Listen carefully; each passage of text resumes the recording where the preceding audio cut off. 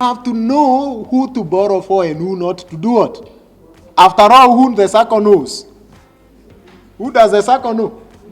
It is you the sucker knows. It's not somebody else. So please, when you pick a loan, use it not for things that will just accumulate you public image or not, things that are creating value for yourself. Then do I have a loan plan? Number 2 there is, do I have a what? A loan plan. Don't borrow from the circle without a loan plan. Loan plan says where each and every coin will go.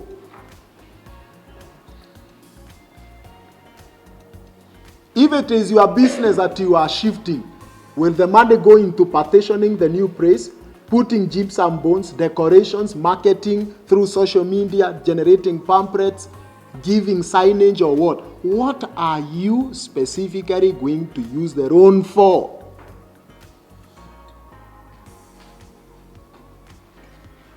Might you be borrowing for school fees? Please stop speaking with the fee structure. Take all the money to school.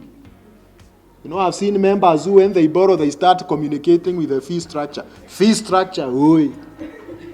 You have 3 terms. The kid is in term 1. Do I need to pay for term 2 and 3? Where? If you borrow a loan for school fees, take the money to school. Stop saying, I will cry to the teacher or the principal. Then now you bring disgrace to the society. Your son or daughter is chased away. Now report a school fees loan.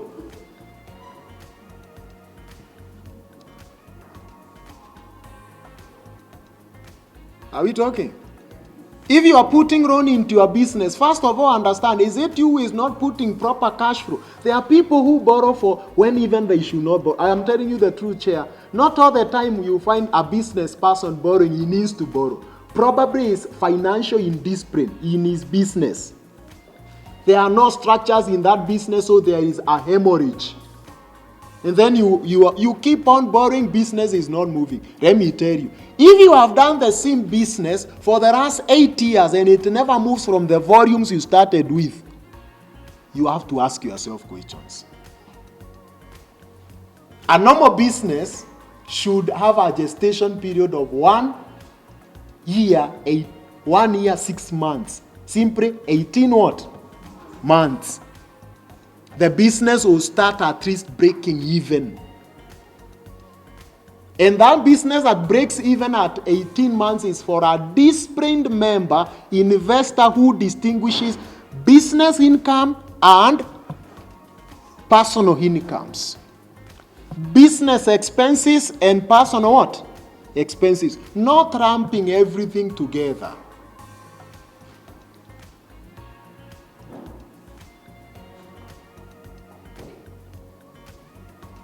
So you check first of all, and I've seen your circle has got professionals who are employed to advise you. I've seen your circle has got several credit officers there within, finance people, who are supposed to advise you so that you don't make a mistake. So why are you borrowing? Don't do like, for example, I've seen somebody who came to me, he borrowed a loan of 3 million from a circle, and he wanted to put up a matatu. He teaches in a national school in this country. So if I say the location, you will understand. So he decided, let me pick a loan, I buy a matatu. So he bought he said he shall buy a 33. For those that understand English, matatu is, Swahili, matatu is kind of as minibus, kind of. Because I know you have members who are not Swahili speakers. So he borrows a loan of 3 million. That was in August 2019. So this gentleman calls and say, hey, you know what, boss? I am a millionaire. Then I said, oh, very good. My crab is sizes and ranching. You know, it's good when people around you, they become, you must celebrate them, is it? The warmth increases, is it? So I said, oh, okay, so what's the breakthrough? I got a loan from my circle. So I told the gentleman, oh, that's very good. In fact, what you've done, you have dug 3 million feet below sea level. Yeah. You understand that, eh? As in, he took a loan of 3 what? Million. Sea level sini hapa. Sasa amechimba 3 million below what? sea level. And he has got 6 years to get out of 0 to 3 million feet sea level. And improvement will only happen if he shall. Tuko pamoja? But now it's August. He thinks of matatu. So I asked him a few questions. Which route will you put the matatu? How much does it cost to join a circle in that route? Because you must have that vehicle for you to be registered to own a matatu sector. Do you know what the NTSA requirements are? Traffic rules are. How much a driver is paid? How much a reliever is paid? And all that. He is green, but knowledgeable. Because we say being literate does not mean you are financially literate. November, September, he has to pay the first installment. Having done nothing with the money, it's lying in the account. October hits, nothing he has done. So he gets in November a fabricated matatu. Who set in route 105? So that he can be correcting money when the matatu arrives at the last destination, where route 105 ends in Kikuyu. So the matatu got on the road in December 2019. December, January, February. Because he got a very wrong matatu, it breaks down. March, Corona hits. Transport sector, reduced. Now, holding constant, there was no Corona. Do you think the person really sat down to have her own plan? Because he is just, it's an afterthought. That's why you will find somebody, he was supposed to be sequential in how he grows his business, but he ends up doing things haphazardly. Please, it may be sounding kizungu mingi. Please make sure you have a what? Whether you will call it kizungu mingi or not, have a what? No, how and where are you going to spend each coin you have borrowed? Please, when you borrow, don't say it's your money. It's not. Even the Bible tells you it is not. Proverbs 22:7. A borrower is a slave to the lender. In Psalms 37:21 says, it's wickedness to borrow and not to pay. So when you borrow around, please don't say ati, ni pesa yangu. Hapana. We ni mundeni, You are a debtor. You should be able to know it's a moral and legal obligation to pay the loan. Two things, moral and legal obligation to repay the loan. So then never divert the funds to purpose which was not your intention, unless after careful cost-benefit what? Analysis. Remind yourself that a loan is a liability. It's not a what? An asset. A loan turns into an asset after you use it to create assets. Then after full repayment of the loan, that turns to become your what? Particular asset. Remember, after clearing your loan, I think I said this point, you must be more than the principal, the interest you paid, inflation factor, and the residual what? Profits.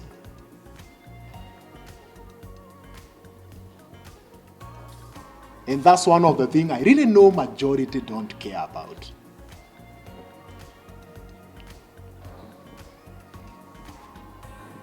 And that's why you find people who use debt. And by the way, is it sin to get a debt? No. That's why me, I'm a subscriber to Christianity, practicing one. And there is nowhere I've seen in the commandments saying, do not borrow. But I've seen if you don't borrow and don't pay, you are what? So, but when you borrow the loan, please use it meaningfully. So good debt, take it to investment, bad debt will go to what? Consumables. Let's move to the next. Before you borrow a loan again, why am I borrowing? What is the purpose I'm financing? Do I really need to borrow? How much do I need to borrow? Borrow what is equivalent. Borrow what is equivalent to the need you have. And you can't borrow equivalent to the need you have if you have not quantified it. If you have not done what? quantified it. Me, I advise, if for example you know you are going to expand your business, you know you will need rent, ask yourself, am I borrowing for the rent, or rent I will pay from the profits I generate until your business stabilizes? You are borrowing are you going to manufacturing? Have you prepared a checklist of all things you need in manufacturing? Could you be packing water? Could you be packing, you buy some sukuma in Rimuru and you dry them and sell to WFP? Or are you buying some potatoes and you want to process them and sell in the Comesa market, crepes? Are you packaging banana fra? Are you packaging cowpeas and sending them to France and European market and all that? Have you understood entire cost structure of the business you are doing? So that you don't borrow in excess. Because when you borrow in excess, money will speak to you. Money will do what? Speak to you, yes. I normally, when I'm talking to them that are employed, I tell them, if, for example, you are working in Upper Hill or town and you have this healthy lifestyle of you want to walk to town, either you parked at Jogo, Apple Kenyari, or wherever you parked, so you came to Upper Hill, you want to walk down. By the time unavuka some streets, you will find clothes being sold, is it? You forget you have so many. So skirt motomoto haina mwingine, skirt motomoto haina mwingine, ukinunua mapenzi inaongezeka, then you pick. And you are not prepared for it. You know what? Because money speaks. So how much do you need to borrow? Source of debt. Source of what? Please borrow from United Women Circle. This circle will listen to you, will advise you with all honesty. Might you be having a business outlet, they will come and visit, because a business loan should not be disbursed before your business is seen.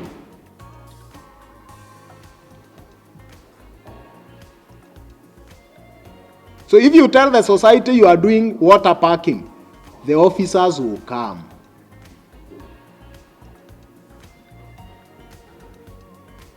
If you say you are doing clothing outlet, we want to know where your business is located. Versus the types of, you know you could be selling high-end clothes, but umeiweka huko Kirinyaga Road. But the type of clothes you are selling, they can't buy, nobody can buy them at what? Now, do you want to be given money, you go and generate then stock? That's why the society will tell you the type of business you are doing. But remember, nobody will give you advice if you don't seek. Yeah, you know, even for example, using the case of Jesus, salvation is hovering here, but it is you to tap into it. You could be doing a very good healthy food restaurant, but where you have located it, you've not mapped the market. What we mean is that source of fund, the other good thing with working with United Women Circle is cheap, affordable, accessible credit. Repairable with a structure that is understandable with you. The cost is very low in terms of compared with other markets. Now, might you find yourself in a debt trap? What should you start doing?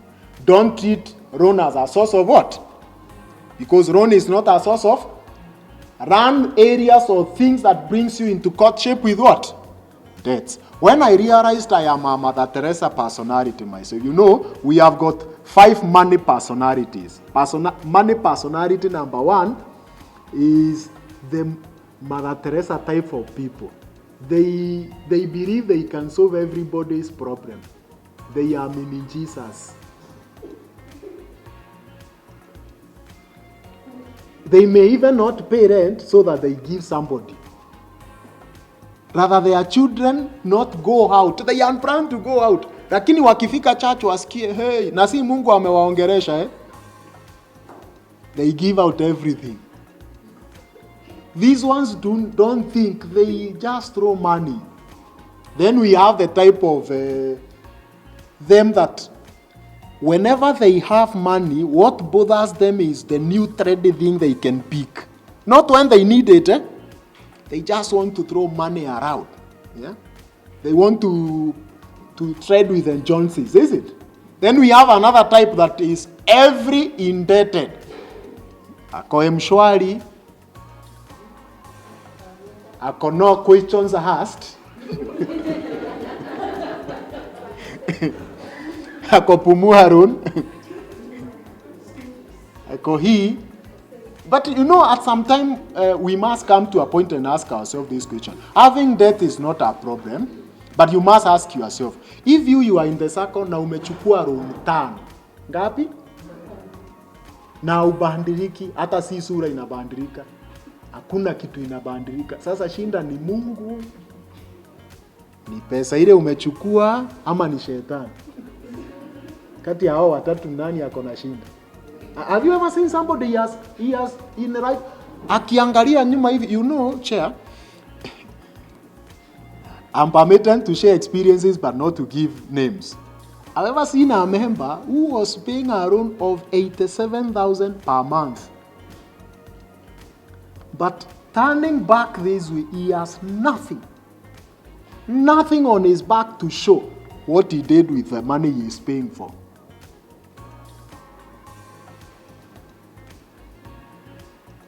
And please, United Women Circle believes these are women with a difference. These are women of influence in the society. These are women role models. Its members are supposed to be impact members.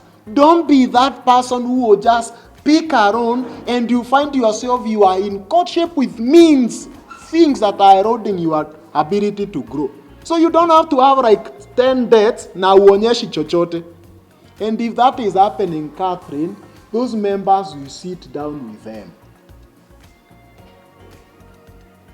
Please help them.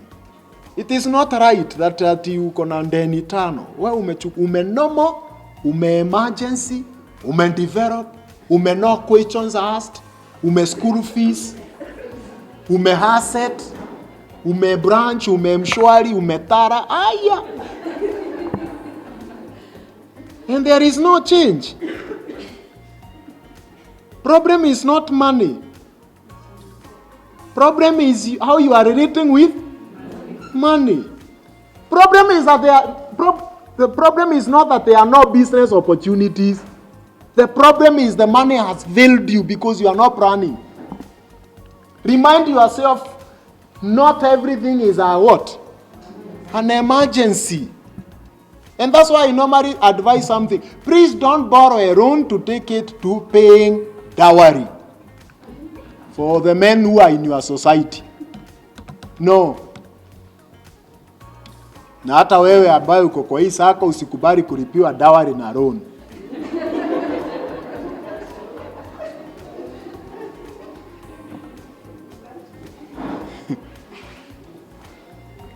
Don't pick a loan for matanga, we. The base is unstable. Don't pick a loan for what? Oma ujaona? No. If somebody has rest them, give them peace, is it? Give them what? And yourself, is it? Yeah, no. Don't put money where money is not needed. So don't make every need an emergency. Sit sometimes back and ask yourself, really must you treat this as an emergency? Yeah? You know, for example, we, the male folk, when things goes bad and you are taking some kind of beverage that for esophagus to open, you must close eyes. You find yourself with eroded money, everything. So you will treat it as an emergency, is it? So you will quickly borrow. Unajua? Unaomba. No. Remind yourself, rent, shopping, fuel, farm input, school fees, family outings, drinking spree are not emergencies.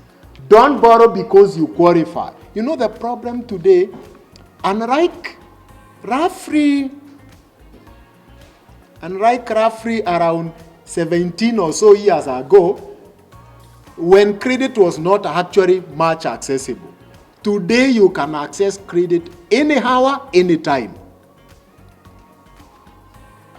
I don't know whether your SACCO rents against character. Do you do character-based renting? Eh? Not quite, eh?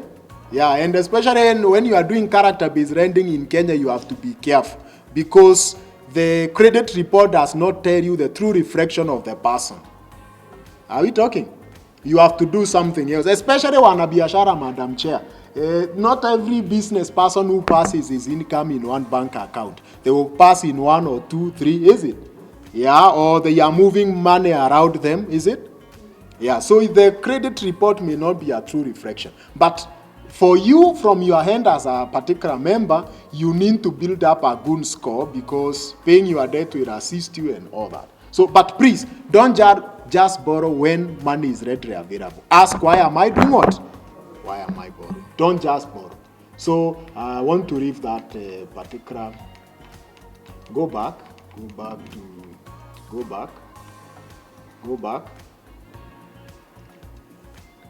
So I hope for those that are following us online, go down. For those that are following us online, I believe you are typing your questions because I want to be picking questions in a few. Go down. And I want to address this question. Might you then are borrowed and things are not working? Downstream. Might you are borrowed and things are not working for you? So what do you do? First thing, and this must be well understood by us. Let's go down. Might you have borrowed a loan and things are not working for you? What do you do? First, you have to remember that. It is a moral and very legal obligation for you to repay back your what? Loans. So, if you borrow a loan and things are not working, because of course the business might have some charges, but what then do you do? What then do you do? Leave it so that good. What then do you do? So you can write this down. When you borrow a loan and things are not working, what do you do? Step number 1, understand that it is your moral and legal obligation to pay your what? Loans. Step number 2, seek assistance of your SACCO experts. Seek assistance of your SACCO experts. Don't hide yourself. Let your guarantors know that you guarantee them a loan and your business is not working so that they are not caught by surprise, is it? And when you know you will delay on an installment and things really it's not out of your personal will, make sure you talk to the SACCO. Number 3, don't dip yourself into expensive debts. Don't dip yourself into expensive what? Debts.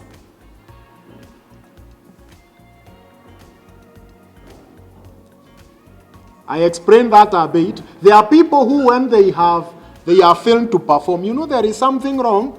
If you find yourself you are not paying a loan ya SACCO, usiende kwa Shyrock. Not, please don't borrow from my Shyrock. You know, Shyrock, they will not be merciful to you. Even the way they want their statement, Yeah? You know, Shyrock will give you a loan of 100,000 and they tell you, Mr. Njoroge, we've given you a loan of 100,000. We've given you a loan of 130,000. So if they were to pay interest at 30%, they don't say interest is 30%. They put it as 100 and what? 30. But the money that will come to you is what? 100. But how much are you paying end of the month? Will your business manage? Please don't run to Shyrock. You may end up crossing down your business. It's not a cure. First thing we've said, please remember you have to pay the loan. Number 2, talk to the SACCO expert. Number 3, don't get into expensive debt. Number 4, work with your SACCO experts. But truth and honesty will shorten your cycle out of debt. Work with your SACCO experts. But truth and honesty will shorten your life cycle out of debt. Why am I saying truth and honesty?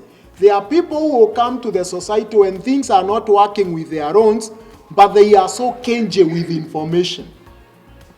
How then do you help that person? They are not honest. You know, like now, the common phrase when I'm a trainer of debt experts and a trainer of the bankers and credit professionals working in financial sector, manufacturing, when anywhere they are giving credit, and you find common answer to people who are in business right now. What is happening that your own is in arrears, your own is dragging behind. Oh, problem is war in Ukraine. Oh, Russia. So, Russia and your ability to pay the don't be assumptive. Call white. Come and tell your circle credit officers that I'm here to be vulnerable to you. By the way, remember, they have signed what we call duty of confidentiality and oath of secrecy. So they will not just mouth you around. They know much, by the way. Talk with them, but be honest. Say, actually, me, I bought stock beyond my ability to sell. Are we talking? So that they will understand your problem is dead stock. You went and built a new house in a zone whereby there is no traffic or people who are coming to do what? To rent. Then they will understand you created a dead asset for some time. You know the same mistake you find, especially, I know some that are employed here, and nothing wrong to be employed. It's only that we have to remind ourselves that you have to have multiple streams of what? Because one can shut down. You find somebody, he comes to the society, pengine anaretire. Ameenda ameretire, anasema no, unajua mimi nitajenga, nipatieni karon, nijenge hii rentals, itakuwa zinaleta nini? Income. Lakini anarudi kwa ushago ndani, anaenda kuwekelea ile nyumba inaketi hivi. Unaona kwa market? You know those type of dukas? Shopping center. If in the entire market you have not done due diligence to see all the houses are what? And you want to bring you as there. And you have a circle that is financing it, where you manage to pay and you don't have any other source. Simply what we mean is that be honest. Be what? Be honest. If you know the problem you have is that you don't have good customer service, there is no customer who will be attracted. Say, I think I have a problem while I speak to my customers. You know, there are other people who think, Madam CEO, there are people who think that the problem with their business is putting more money, is it? But their problem is customer what? Service. Problem is not money, it's customer what? Imagine customer anaingia, unakaa kama uko Kosovo. Who made you an army officer? Even army officers, they smile at home. But when they are in the battle line, they put face of the battle line, is it? Now you want to be a KDF in your business and customer will not come. Thank them. Say thank you for visiting our shop. Pick their contact, even if they kama waliguzaguza nguo zako, si kuambia kazi yenu ni wakuguzaguza. Mr. Guzaguza. They will buy next time. Are we talking? Be honest with them. Probably your problem is managing staff in your business. So turnover of your staff is causing a problem in your what? Business. Talk to them and say, I think even the way, that's why I told you, when you borrow a business loan, SACCO has to do proper anatomy of that business. Because we know you may be coming for money, but problem sipe. Na pia tunaweza kupea pesa kwa United Women SACCO, but iwe on the back end you have a problem how you manage your staff. You know, I saw somebody who was doing he was really excelling in clothing sector. He could design tu manguo na kushona. But did you know, if you are doing textile, the most important person, it is the person who do cutting. Unaona mtu wa kukata material, huyo ndiye muhimu hata kuliko mtu wa sherahani.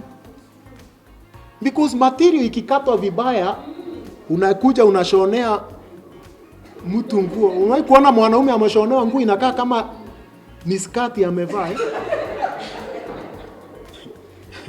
Inakaa ni material, ana misuse resources. Material ya nguo 3 imeshona Are we talking? Sasa mtu wa kukata material ni muhimu. Sasa wewe kama hujui jinsi ya kutunza wafanyikazi wako, biashara kweli itaendelea vizuri? Utalipa roni ya United Women Sacco? Shinda ni Mungu, shetani ama ni wewe? Because you don't know how to deal with your employees, is it? So this gentleman chair, he lost his business because this person hakuelewa ndiye keeper person in the business. And every business has got, by the way, let's understand, we business people, that business don't just excel out of money alone. There are so many other things. And work on them. So that's another thing. Then after working with them, write down your debts. Write down your what? Debts. Step, is it 4 or 5? 4. 5. Write down your what? Debts. And please, when you are writing down your debts, debt is anything you owe somebody else.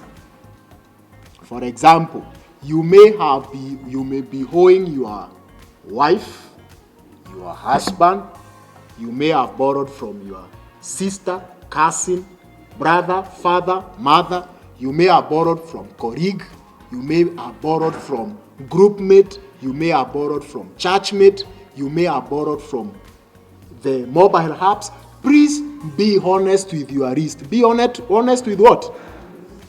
Your wrist.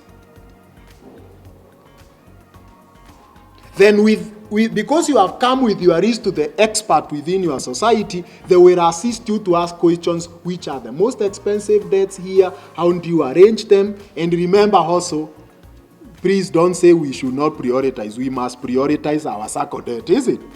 Yeah, because you know, by the way, if, for example, I have borrowed and I'm not paying, see, the other member will not get money.